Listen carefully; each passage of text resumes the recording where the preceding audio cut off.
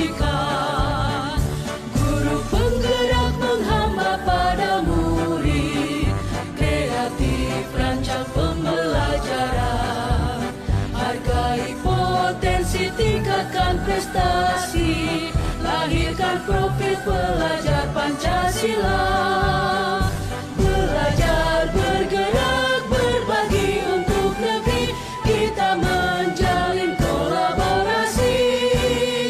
Belajar, bergerak, berbagi untuk negeri, demi bakti pada Ibu Pertiwi.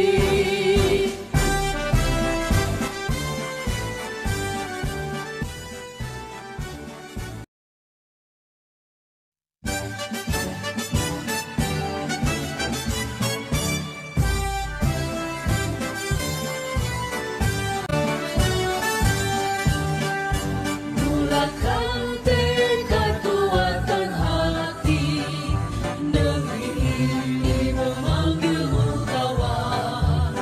Belajar, bergerak, berbagi untuk negeri, guru penggerak majukan pendidikan. Guru penggerak menghamba pada murid, kreatif rancang pembelajaran. Hargai potensi, tingkatkan prestasi, lahirkan profil pelajar Pancasila. Belajar, bergerak, berbagi untuk negeri, kita menjalin kolaborasi. Assalamualaikum Pak Guru. Waalaikumsalam Dita. Ayo silakan duduk.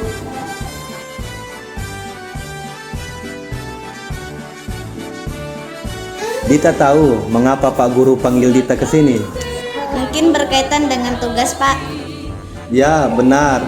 Tapi Dita kemarin masuk kan? Ya Pak, masuk, tetapi saya tidak mengumpulkan tugas. Dita, semua orang pernah melakukan kesalahan, termasuk Pak Guru. Namun, tiap tindakan pasti ada penyebabnya. Kira-kira mengapa Dita tidak mengumpulkan tugas? Saya capek dan mengantuk Pak. Soalnya saat malam saya scroll TikTok sampai jam 12 malam. Akhirnya saat pelajaran jadi ngantuk. Dita masih ingat apa keyakinan di kelas kita? Masih Pak. Kalau masih ingat, kira-kira yang Dita lakukan itu sudah sesuai dengan keyakinan kelas belum? Belum Pak. Keyakinan kelas yang mana? Selalu bertanggung jawab Pak. Nah, ternyata Dita tahu. Lalu, apakah Dita punya solusi untuk masalah ini? Ya Pak, pertama saya meminta maaf karena tidak mengumpulkan tugas. Kedua, saya tidak akan tidur terlalu malam lagi. Dan ketiga, saya akan mengerjakan tugas dari Pak Guru dan akan saya kumpulkan besok. Baik, Pak Guru apresiasi untuk tanggung jawabmu. Sekarang kamu boleh kembali istirahat. Terima kasih Pak Guru, permisi. Assalamualaikum warahmatullahi wabarakatuh. Selamat siang dan salam sejahtera bagi kita semua.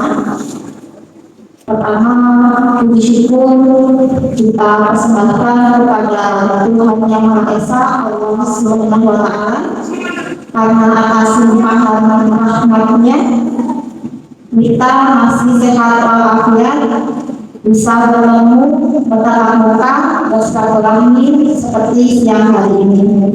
Salam tercurahkan kepada junjungan kita Nabi Muhammad SAW, di mana atas perjuangan beliaulah kita berpindah dari zaman jahiliyah menuju zaman yang penuh ilmiah seperti yang sekarang kita jalani.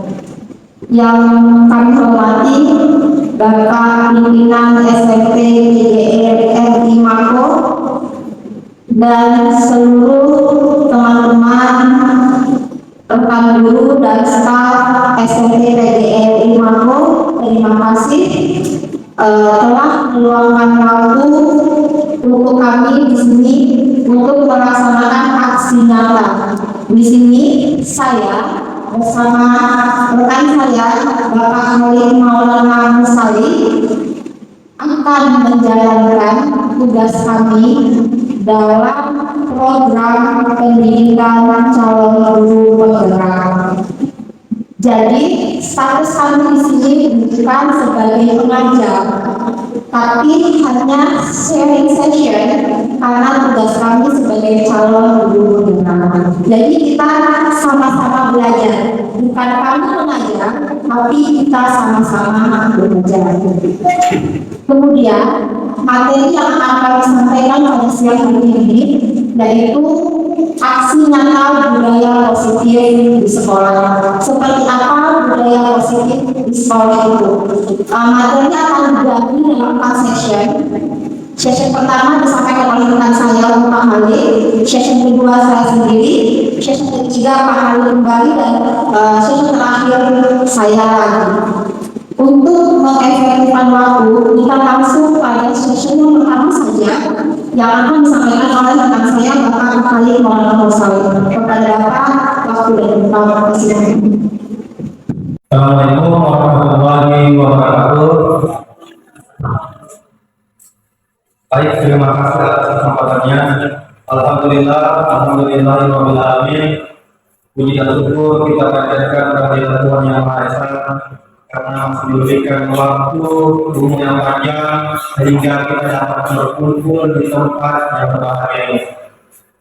Tak lupa pula kita kirimkan salam dan selamat kepada Nabiullah Nabi Muhammad SAW, seorang suri tauladan yang telah mengatakan kita umatnya dari alam yang gelap gulita menuju alam yang terang benderang.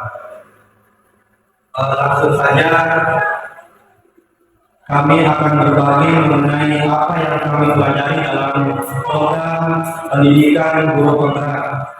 Dan ini adalah bagian atau modul kedua yang kami pelajari dari program guru penggerak, yaitu mengenai budaya positif. Berbicara mengenai budaya positif di sekolah, kita mungkin bisa mengibaratkan bahwa ibarat seorang petani yang menanam padi.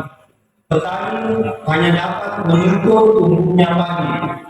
Dia dapat memperbaiki kondisi tanah, memelihara tanaman padi, memberikan pupuk dan air, dan juga memahami ulat-ulat atau jamur-jamur yang mengganggu hidup tanaman padi.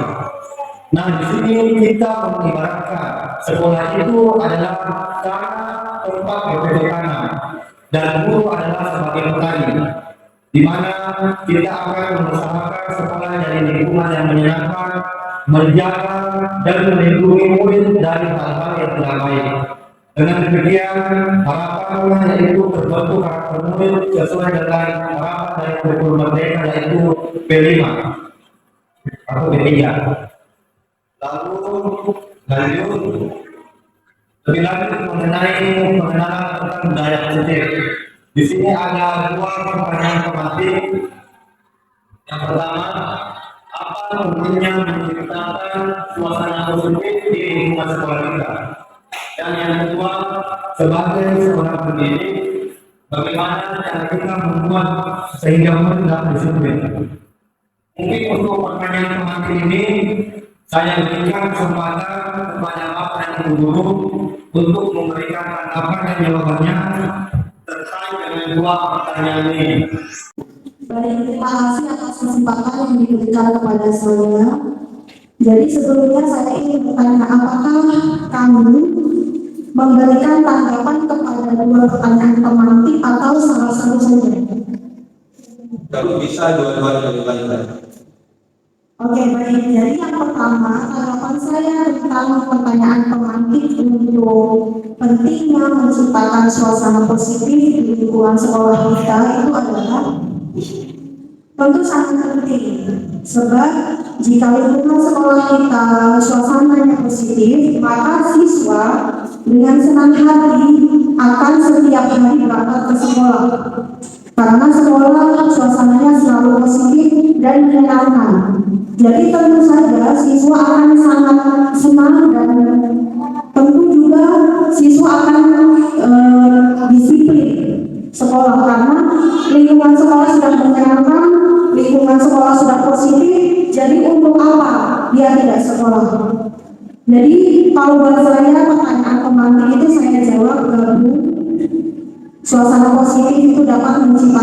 siswa jadi senang bersekolah dan lama-kelamaan akan menimbulkan sifat disiplin.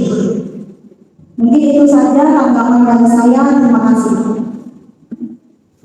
Oke, baik, terima kasih untuk jawabannya Ibu Dewi.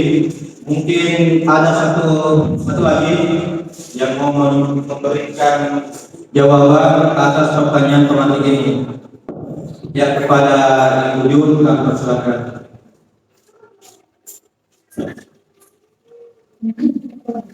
Terima kasih. Untuk pertanyaan yang pertama itu saya sependapat dengan Ibu Dewi. Saya ingin menambahkan penjawab. Untuk pertanyaan kedua, sebagai seorang pendidik, bagaimana cara kita membuat murid itu disiplin? Kalau menurut saya, itu dimulai dari contoh. Artinya, siswa itu akan mencontoh modelnya itu yang begitu. Jadi kalau guru itu disiplin, datang tepat waktu atau sebelum waktu kita masuk kelas sudah ada di.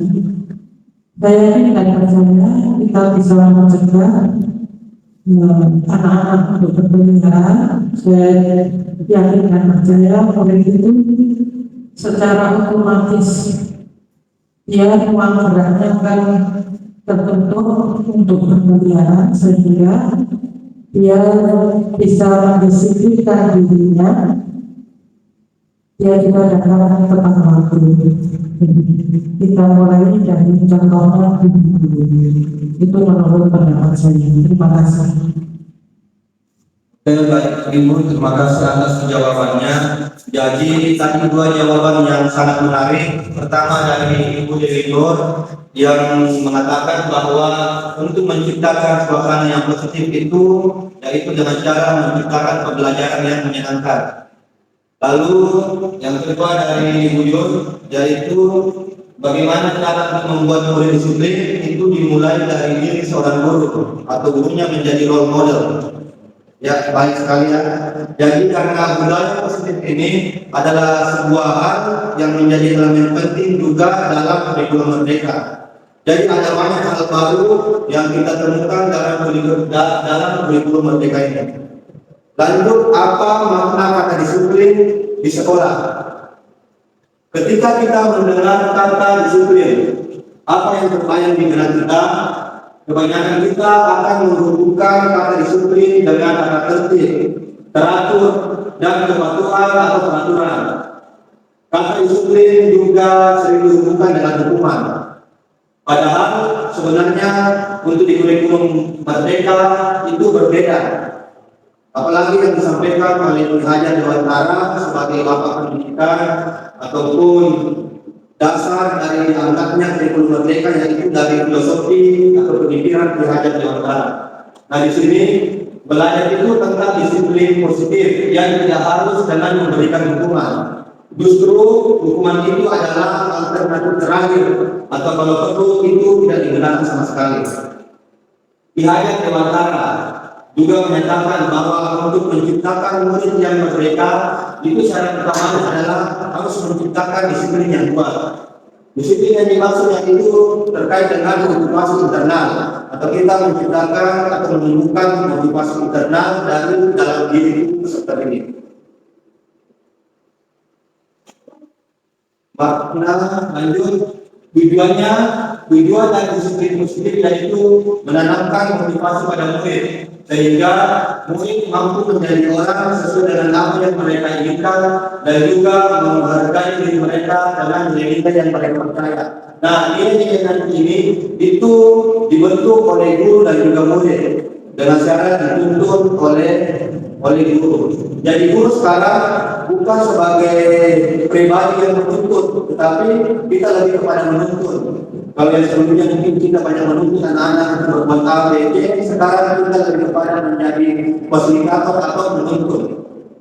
Pendekatan disiplin positif yaitu pendekatan yang mengibaratkan kepada sesuatu hal yang tanpa kekerasan, lebih kepada memotivasi, merefleksi kesalahan, menghargai, membangun logika, dan bersifat jangka panjang.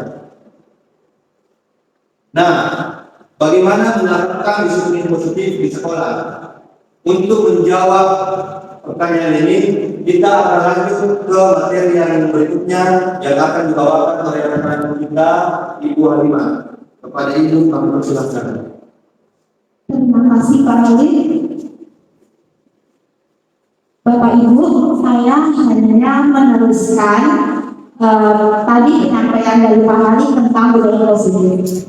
Benar ya Bapak Ibu, budaya positif itu cakupannya luas, satu sekolah. Tapi dimulai dari mana sih budaya positif?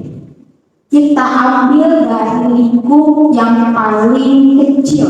Di sekolah ini lingkup yang paling kecil adalah kelas.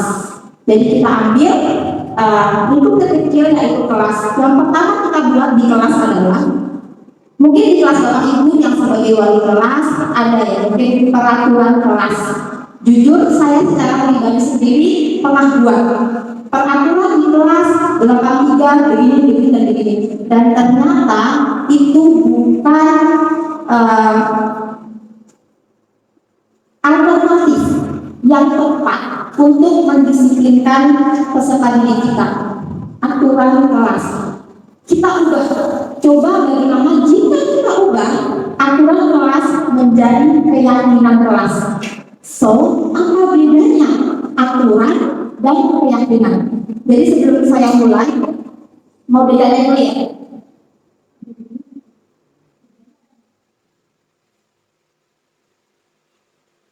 Oke, perbedaan keyakinan kelas dan aturan kelas. Ini yang mesti ya, ini pengertian mesti. Tapi pengertian secara pemahaman seperti ini. Kalau aturan itu suatu pernyataan yang harus dilakukan oleh suatu objek. Objeknya siapa? Objeknya adalah peserta didik kita. Jadi siapa yang buat aturan?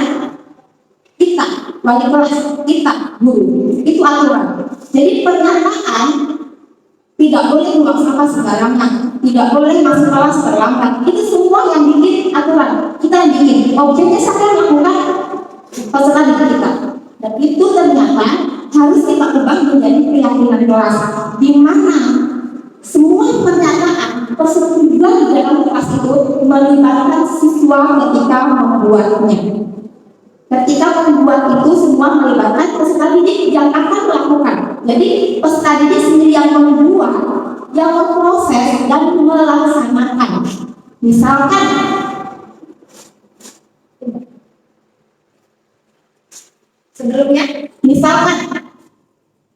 kalau bagaimana kalau masuk kelas harus on time, harus tepat waktu, itu tidak bisa kita membuat sendiri.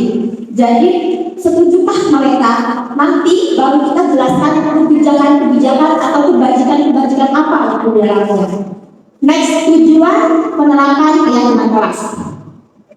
Mewujudkan merdeka belajar pada murid, karena sejatinya di kurikulum merdeka itu kembali tadi yang Bapak Ali katakan bahwa kembali ke filosofi Ki Hajar Dewantara, di mana pembelajaran itu berpihak pada murid, bukan berpihak pada guru.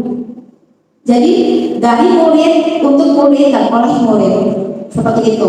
Berpihak mengembalikan murid kepada kodratnya, seperti itu. Next, mewujudkan disiplin positif kepada murid sudah pasti membentuk karakter yang positif. Kalau untuk membentuk karakter yang positif, ketika mereka membuat sendiri pernyataan aturan dalam kelas, mereka akan timbul tadi yang Pak Ali bilang bahwa motivasi internal. Kalau motivasi eksternal itu begini contohnya Bapak Ibu. Awas ya, kamu datang terlambat, besok terlambat lagi saya hukum. Besoknya dia tidak terlambat Bapak Ibu. Besoknya dia tidak terlambat. Bukan karena dia sadar bahwa terlambat itu tidak baik, tapi karena takut dihukum. Jadi hanya ada motivasi eksternal. Asal aku dihukum besok datang terlambat. Bukan bahwa kalau saya datang tepat waktu, nilai kebajikannya adalah bisa sendiri. Bukan seperti itu. Jadi tugas kita bersama adalah menimbulkan motivasi internal dalam diri siswa masing-masing. Seperti itu Bapak Ibu. Kemudian menumbuhkan semangat belajar pada murid. Tadi sudah saya sampaikan. Bagaimana sih cara membentuk atau membuat keyakinan kelas? Prosesnya ada 5 Bapak Ibu. Pertama, sudah pasti Bapak Ibu wali kelas masuk ke dalam kelas masing-masing. Kemudian langkah pertama adalah murid menulis keyakinan yang mereka inginkan. Kita bisa bagi sticky note ya, sticky note atau kertas saja bagi buat mereka. Sekarang kalian tulis agar kelas ini baik, agar kelas ini nyaman. Apa yang kalian inginkan supaya kalian betah belajar di kelas ini? Suruh mereka tulis semua. Akan banyak Pak, Bu. Saya sudah pernah coba. Saya pernah coba satu kali itu banyak. Aneh-aneh, ada yang aneh-aneh juga. Ini nggak apa-apa, terima aja. Tulis semuanya. Kalau satu anak tulis 2 saja, misalkan 24 siswa, sudah hampir 50. Idealnya kita ambil 10. Jadi idealnya keyakinan kelas itu kita ambil 10. Kita terima dulu semuanya. Ayo sudah tulis semuanya, silahkan kumpul. Bila perlu kita bacakan. Oh maunya begini, bacakan tidak apa-apa. Jadi kita terima semua inspirasi atau aspirasi dari yang peserta didik inginkan.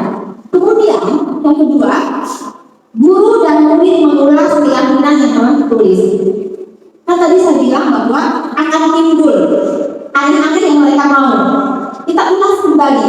Itu kalau bisa kita tempel. Yang tadi mereka tulis itu kita tempel semua. Yuk kita ulas satu persatu. Kira-kira yang mana yang paling urgent, yang mana yang paling darurat untuk kita laksanakan, yang mana yang paling menunjang yang dibutuhkan oleh kelas kita. Contoh mungkin datang tepat waktu, tidak boleh membuang sampah di lantai, tidak boleh makan di kelas, mungkin harus menghormati guru ketika guru menyampaikan materi. Akan seperti itu kita pilih yang paling urgent dan memastikan anak-anak kita menyetujuinya sesuai dengan yang mereka sudah tulis Bapak Ibu. Jadi kita ambil bukan dari yang baru ya, bukan dari ide kita sendiri, bukan dari yang mereka tulis. Kita pilih-pilih, kita pilih mana yang paling darurat yang untuk menunjang kesuksesan proses belajar dan mengajar kita. Seperti itu. Berikutnya, guru dan murid memilah keyakinan kelas yang penting. Tadi sudah saya rangkum ya, sudah saya dapat sekalian dengan yang kedua-duanya. Next, mengubah keyakinan kelas menjadi kalimat positif. Mungkin pikirnya, mengapa harus mengubah menjadi kalimat positif? Karena nanti siswa ada bilang, jangan membuang sampah di lantai. Jangan adalah kalimat negatif. Atau jangan itu saat guru mengajar. Itu kan kalimat negatif. Kita ubah. Misalkan, buanglah sampah pada tempatnya. Bukan, jangan datang terlambat, diganti. Datanglah tepat waktu. Jangan ribut ketika guru sedang menjelaskan. Hormatilah dan santun kepada guru. Seperti itu, Bapak. Kenapa harus menjadi kalimat positif? Agar mereka dapat membedakan. Nanti di kelas itu ditempel mana yang harus tampak, mana yang harus tidak tampak. Yang harus tampak apa? Bisa membuang sampah pada tempatnya. Yang tidak boleh tampak, tidak membuang sampah pada tempatnya. Jadi kalimat negatif itu untuk kalimat yang tidak boleh tampak di kelas. Misalkan kalimat positifnya, buanglah sampah pada tempatnya. Yang tidak boleh tampak, tidak membuang sampah pada tempatnya. Jadi kata tidak dan kata jangan untuk hal yang tidak boleh muncul di dalam kelas. Seperti itu. Itu cara pembuatan kalimat keyakinan kelas. Itu kalimat positif dan kalimat negatif untuk yang tidak boleh tampak di dalam kelas. Kemudian mengecek dan menyepakati keyakinan kelas. Tadi sudah dijelaskan bahwa idealnya keyakinan kelas itu dari setiap bagian yang terkumpul ambil 10 yang paling darurat, 10 yang paling menunjang untuk kelas kita. Kemudian kita sepakati. Ini sudah yang kalian buat anak-anak. Kemudian kita sepakati ini sebagai aturan kita. Bagaimana kita sepakatinya? Juga dicetak, bisa dicetak, kemudian ditempel di dalam kelas supaya mereka selalu mengingatnya. Setelah disepakati, dicetak dan ditempel di kelas supaya mereka selalu mengingatnya. Seperti itu. Itu prosesnya ya, proses pembentukan keyakinan kelas. Berikutnya, ini contoh simpelnya. Contoh simpelnya, keyakinan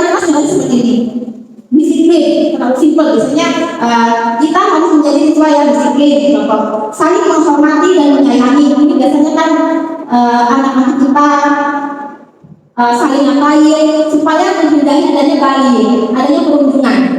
Saling menghormati dan menyayangi, mandiri, bertanggung jawab, menjaga kebersihan. Ini contoh seperti itu.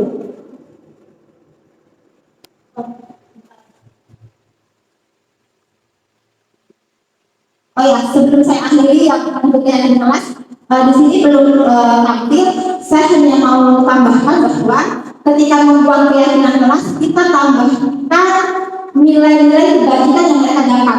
Contoh ini, kalau kalian tidak datang terlambat, kalau kalian datang tepat waktu, nilai kebajikan apa yang kalian dapat? Itu fungsinya untuk melahirkan atau menumbuhkan motivasi internal yang kita harapkan.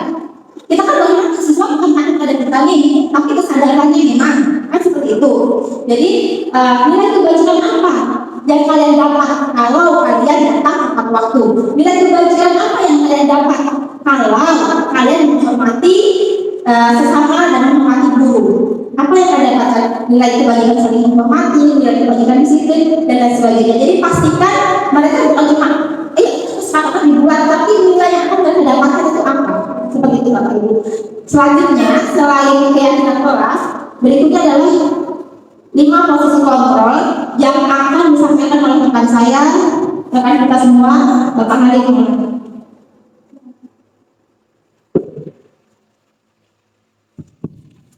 Ya, baik.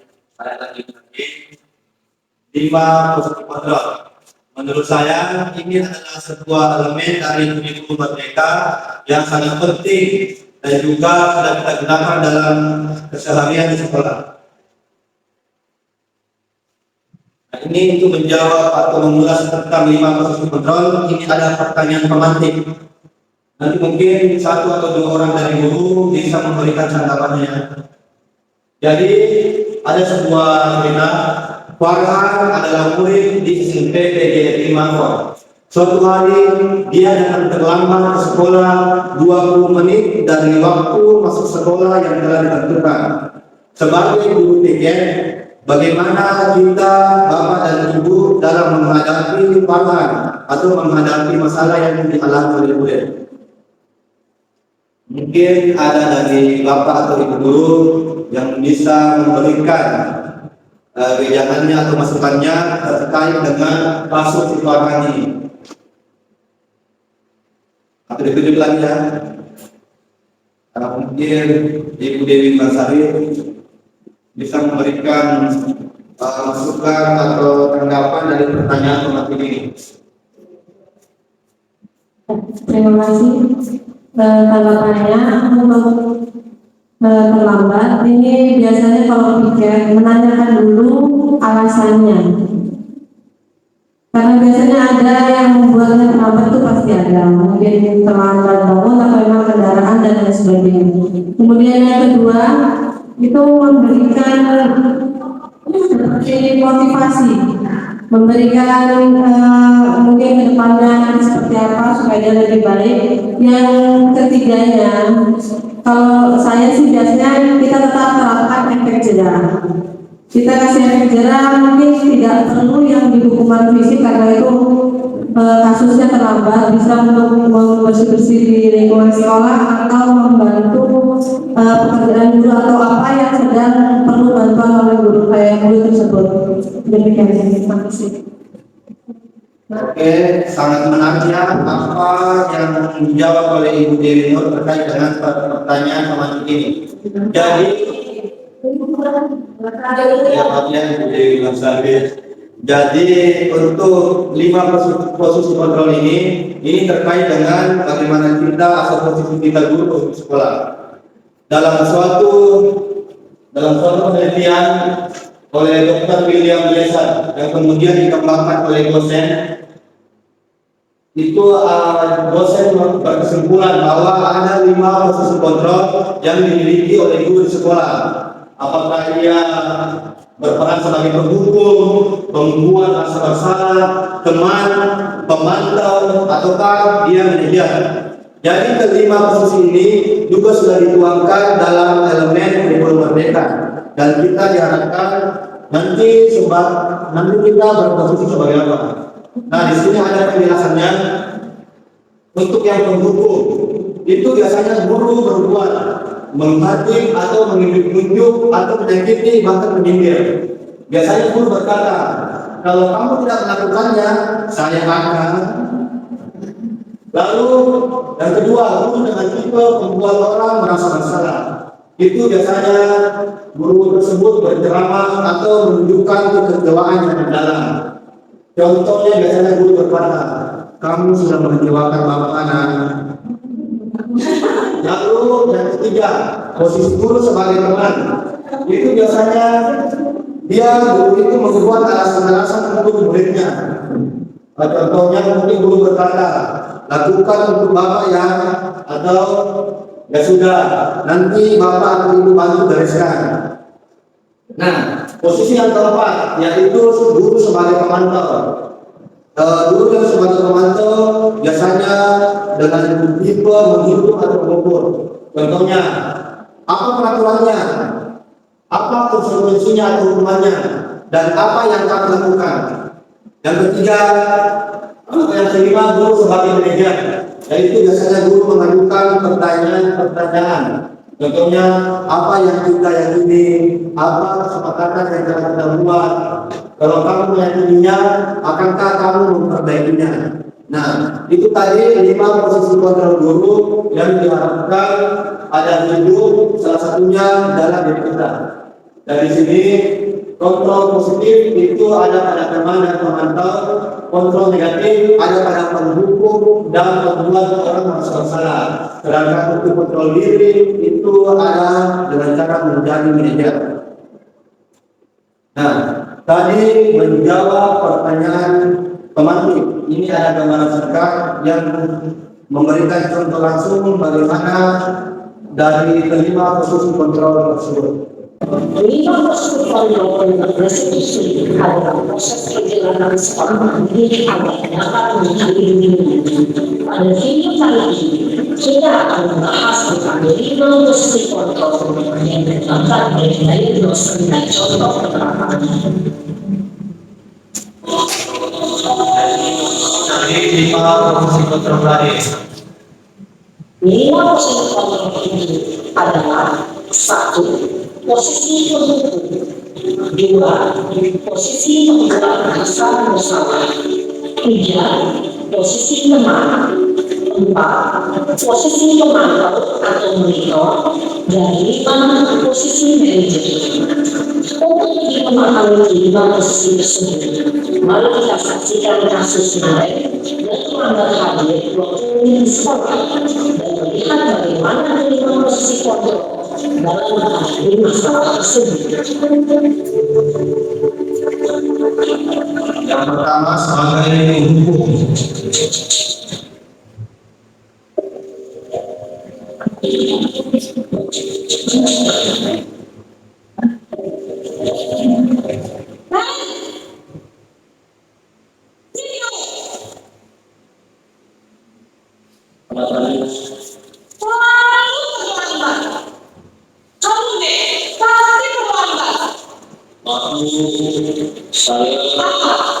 Apa coba?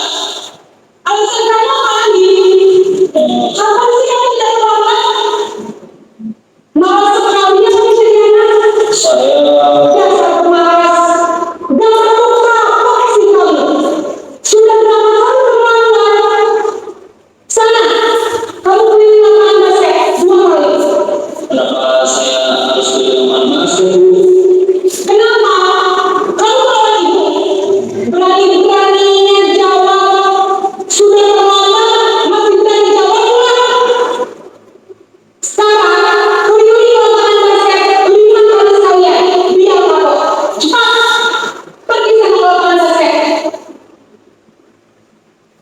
Posisi pendukung biasanya berbicara dengan nada tinggi, menghardik, menunjuk-nunjuk, menyakiti, dan menyindir. Hukuman bisa berupa fisik maupun psikis. Ibu dan bapak guru yang baik, dampak yang terjadi pada murid ketika guru berada pada posisi pendukung adalah murid cenderung akan memberontak, bahkan penyimpanannya.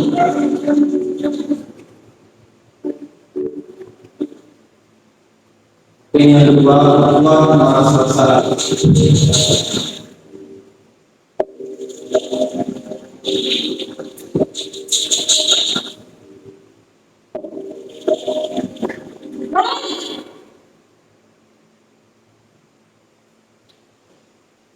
Bapak Ibu,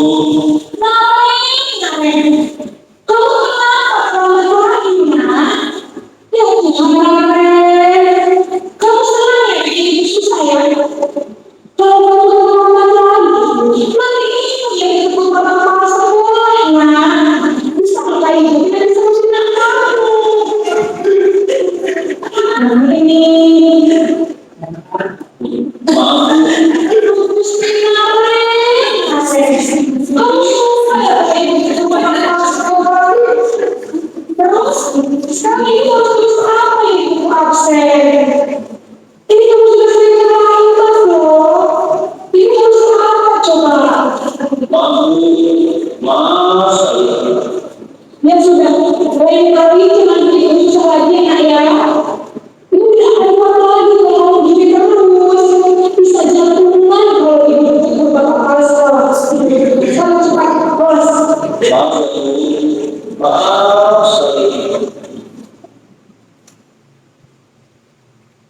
Posisi membuat rasa bersalah, berbicara dengan nada tenang, cenderung namun kata-kata yang dikatakan membuat murid rasa menjadi perang yang gagal, memandang buruk dirinya sendiri, merasa tidak berharga, dan tidak sanggup membahagiakan orang lain. Ketika guru mengambil posisi membuat rasa bersalah, murid akan menganggap dirinya yang bersalah, dan ia akan menyimpan emosi negatif tersebut di dalam dirinya.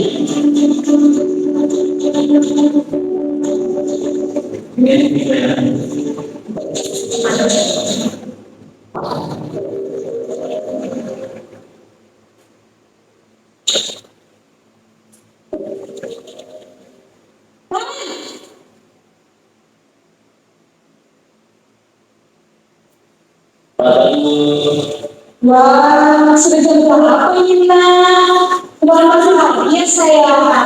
saya habis saya ngomongnya saya Bu. Kamu meninggalkan ibu kamu. Kamu sekarang kamu kerja. Kok kenapa sih? Iya Bu, saya mau bangun tadi, jadi biar usaha kerja setelah balik kerja Bu.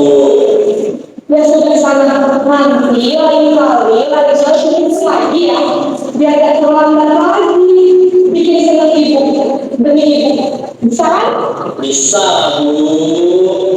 Ya sudah sana masuk kelas. Ibu beresin urusan absen kamu. Kamu ini lagi saja. Dalam posisi teman, guru berbicara dengan nada suara ramah, atau cenderung bersedia untuk menjaga suasana tetap santai. Murid akan merasa senang, aman, dan akrab dengan guru. Identitas yang tercipta adalah identitas sukses atau berhasil. Namun, ingat, karena ini masih dalam eksternal, maka ada faktor ketergantungan dari diri kepada orang tertentu. Di sini, guru absen sehingga pada waktu mungkin bisa berperilaku baik, namun hanya kepada orang tentu saja. Niat Rahman, Waalaikumsalam.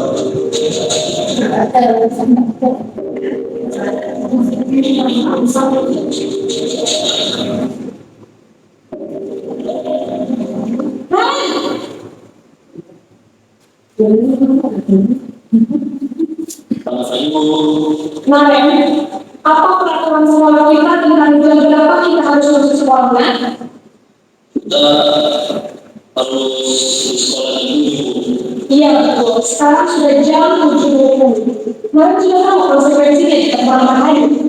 Lalu saya harus tinggal kelas pas jam istirahat selama 20 menit. Iya benar, konsekuensinya demikian. Jadi nanti jam 9.30 pas istirahat, kamu harus tinggal di kelas Kerjakan tugas tambahan untuk ketinggalan panitia. Baik Bu. Posisi pemantau mengandalkan penghitungan atau data untuk mengontrol murid. Guru mengarahkan murid berdasarkan peraturan dan konsekuensi. Seorang pemantau menunjukkan bahasa tubuh dan ekspresi wajah yang nyata dan cenderung formal.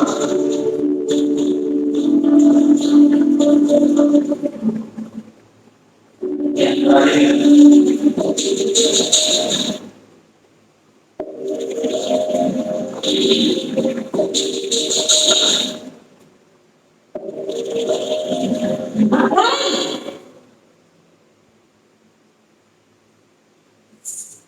Selamat pagi Bu.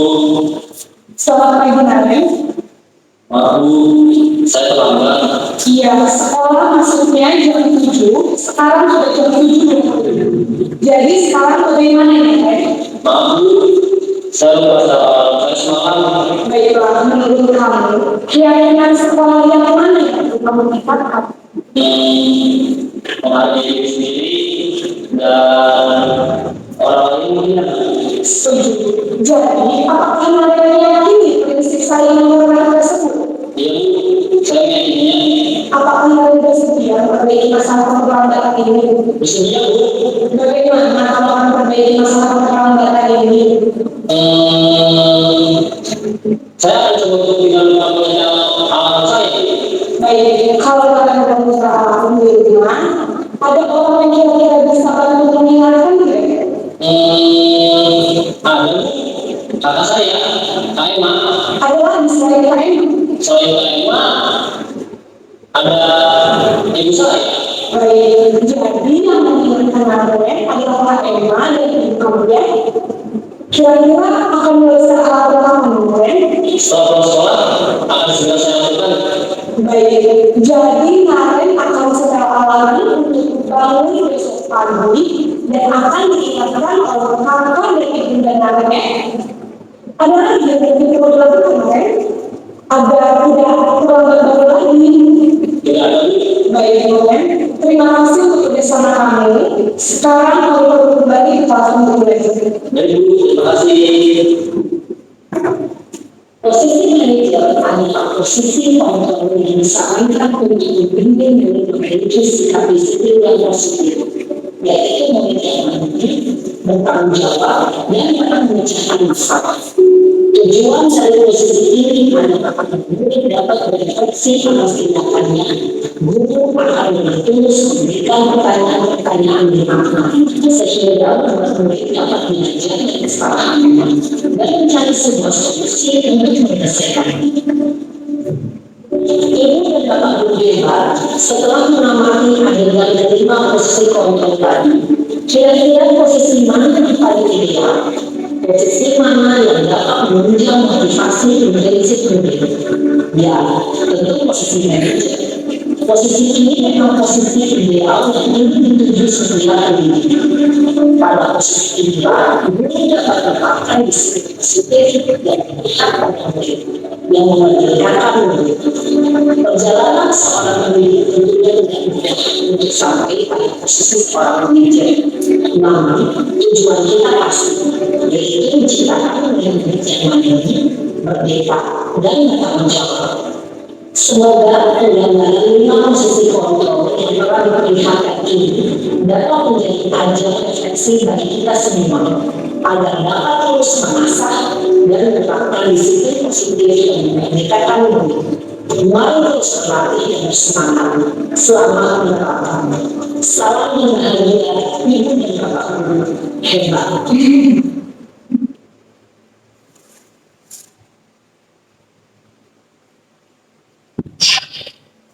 Bagaimana dari video yang disampaikan dari Dirjen Pemanggilan kami Kemendik Ristek.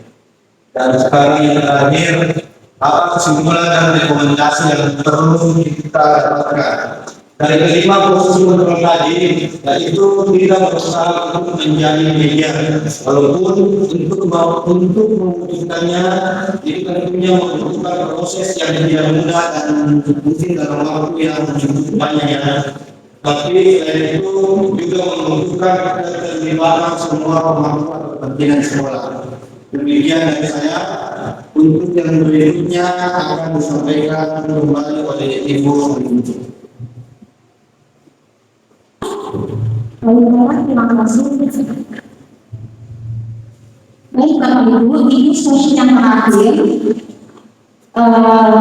bagian dari budaya positif. Yang tadi pertama membuat keyakinan keras, kedua mengenali posisi kontrol kita sebagai apa selama ini, berikutnya yaitu penyelesaian masalah dengan segitiga restitusi. Segitiga restitusi ini dibuat untuk menghindari kita dulu sebagai posisi penghukum. Seperti itu Bapak Ibu. Ini adalah cara menghindarinya. Segitiga restitusi pertama, ketika anak melakukan kesalahan yang kita anggap salah, yang sekolah anggap salah, yang orang lain anggap salah, pertama itu menstabilkan identitas. Kita lihat di slide berikutnya ya. Di segitiga ini yang bagian sini, yang bagian bawah ini menstabilkan identitas, kemudian naik ke atas, yaitu memvalidasi tindakan yang salah, memastikan dia salah. Yang kedua adalah menanyakan keyakinan. Berikutnya, ini deh, langkah-langkah dari teori segitiga restitusi. Langkah pertama, menstabilkan identitas atau stabilize identity. Kita semua akan melakukan hal terbaik yang bisa kita lakukan. Teori awalnya seperti itu. Jadi kita seperti Bapak Ibu, kita bila peserta didik yang melakukan kesalahan tidak melakukan sebagai kedudukan dia. Kamu salah, lari utama seperti yang tadi di pertama sesuai dengan peserta. Tapi kalau di segitiga restitusi, stabilkan dulu identitas dia, dipanggil dulu. Tadi seperti Ibu Dewi bilang, dipanggil dulu, ditanya dulu. Ya, semua orang punya salah. Misalkan ini kita di orang yang terangkat kita bisa berkelahi, tadi orang terangkat terus ya. Contoh orang berantem di lapangan.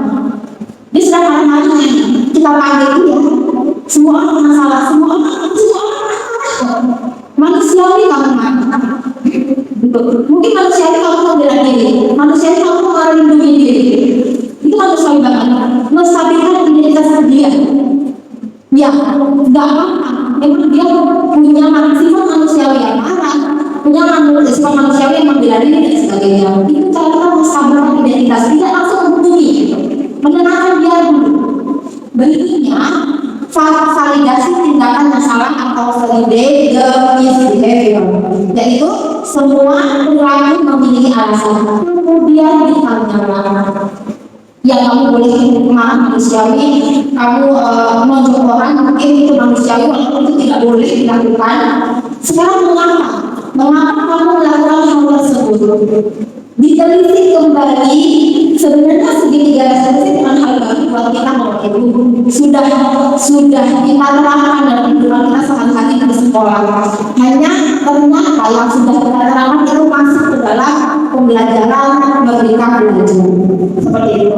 Cuma ini teorinya saja, prakteknya sudah kita lakukan. Ini teorinya, memang ternyata ada yang teorinya seperti itu. Kemudian yang terakhir yaitu menanyakan keyakinan seperti tadi, yang anak terlambat kemudian ibunya bertanya bahwa siapa yang bisa menolong apa yang pertama itu kalau lakukan agar tidak terlambat, yaitu mencari alarm, mencari solusi. Kemudian lalu siapa yang bisa menolong kamu, mengingatkan, membangunkan kamu? Tadi kakaknya atau ibunya.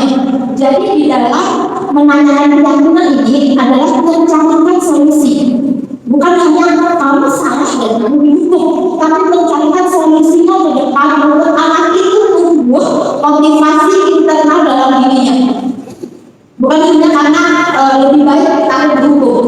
Seperti itu Bapak Ibu. Kita ambil satu kasus ya, kita sebut kasus.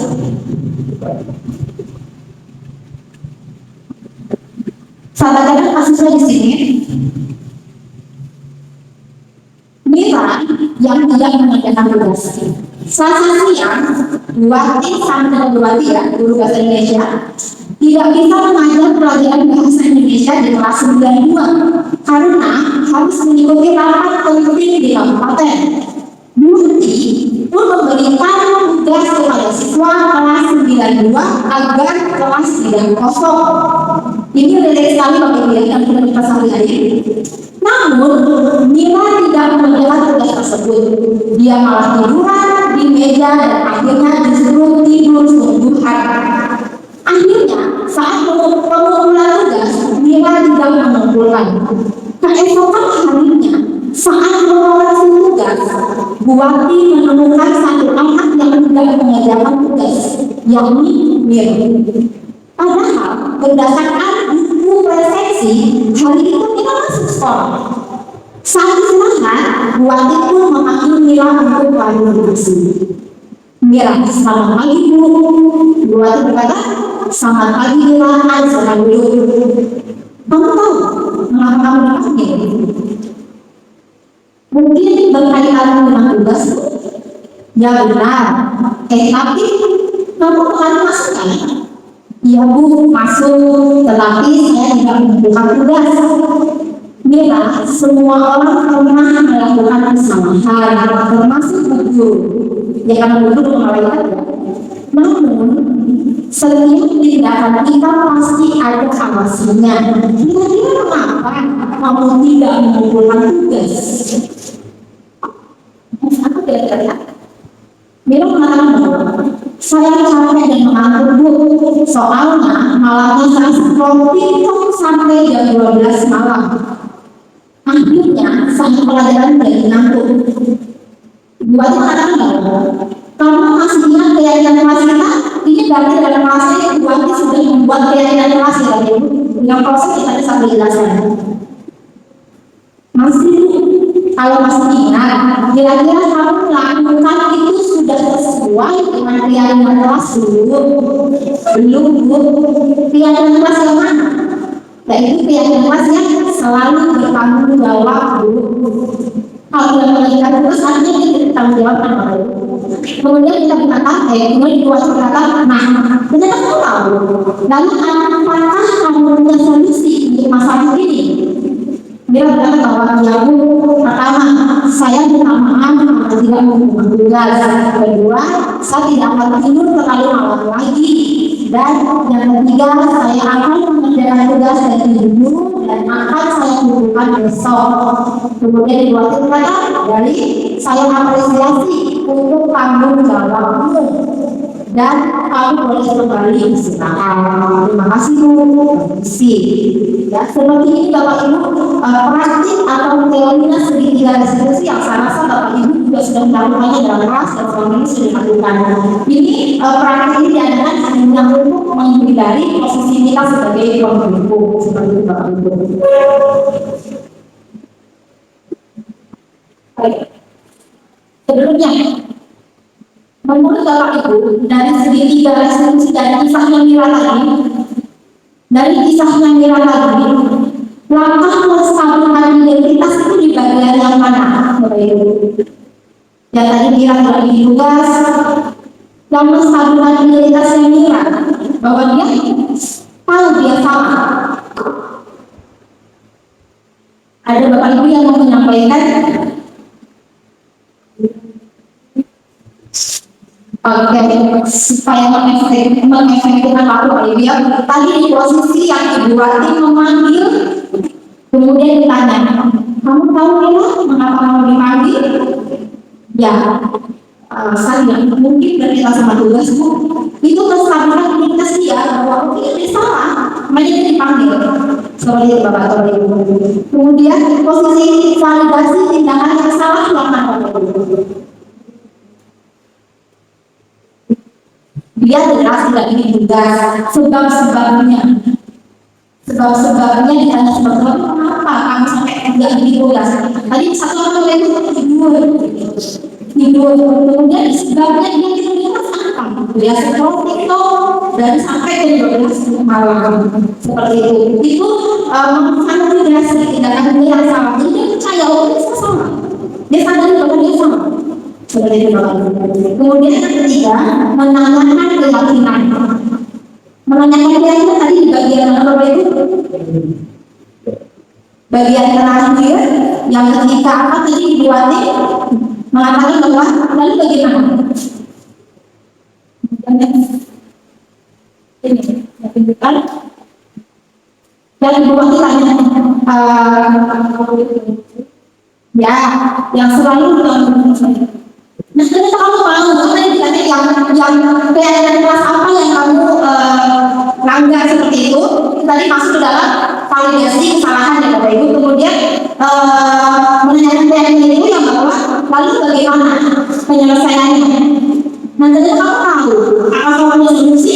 Tadi solusinya apa Bapak Ibu? Pertama, tidak tidur terlalu malam, kemudian yang pertama minta maaf ya, tidak tidur terlalu malam, kemudian kita akan mengumpulkannya besok gitu. Jadi ada kesadaran dalam diri anak bahwa tugas bukan takut dihukum, tapi tugas takut kebutuhan disiplin diri, kebutuhan budaya positif dalam dirinya anak-anak tersebut.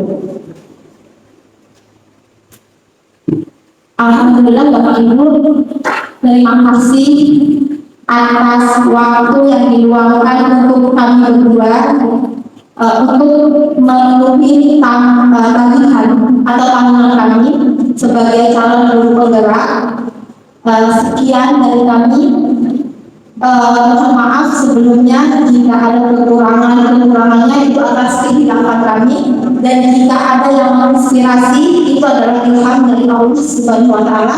Sekali lagi tujuan kami bukan untuk mengajar atau menggurui, tetapi sharing session bersama Bapak Ibu sekalian. Terima kasih Bapak Ibu. Akhir kata, Assalamualaikum warahmatullahi wabarakatuh.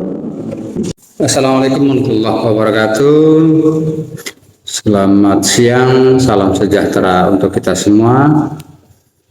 Pertama, perkenalkan nama saya Sarbini SPD selaku Kepala SMP PGRI Mako. Dalam hal ini telah menyaksikan paparan aksi nyata yang dilaksanakan oleh kedua teman kita tentang budaya positif, dan saya sangat mendukung sekali dengan beberapa paparan yang tadi disampaikan, dan harapan kami bahwa apa yang tadi menjadi sasaran dalam pemaparan aksi positif tadi itu bisa kita laksanakan semaksimal mungkin di lingkup sekolah kami. Tetapi yang terpenting semuanya itu adalah kerjasama dari semua elemen yang tergabung dalam sekolah ini, sehingga apa yang menjadi tujuan kita semua, tujuan kita bersama, bahwa akan bisa terwujud dengan baik. Paling tidak kita sudah berupaya untuk melaksanakan itu. Adapun nanti ada mencapai 100% atau tidak, semua tergantung dari daya dukung yang kita miliki. Barangkali itu yang perlu kami sampaikan. Kurang lebihnya mohon maaf. Wabillahi taufiq wal hidayah. Wassalamualaikum warahmatullahi wabarakatuh. Assalamualaikum warahmatullahi wabarakatuh. Terima kasih kami ucapkan kepada calon guru penggerak yang telah memberikan wawasan kepada kami tentang budaya positif di sekolah kami. Harapan kami ke depan bisa lebih baik lagi dan bisa untuk menerapkan budaya positif di sekolah SMP PGRI Mako.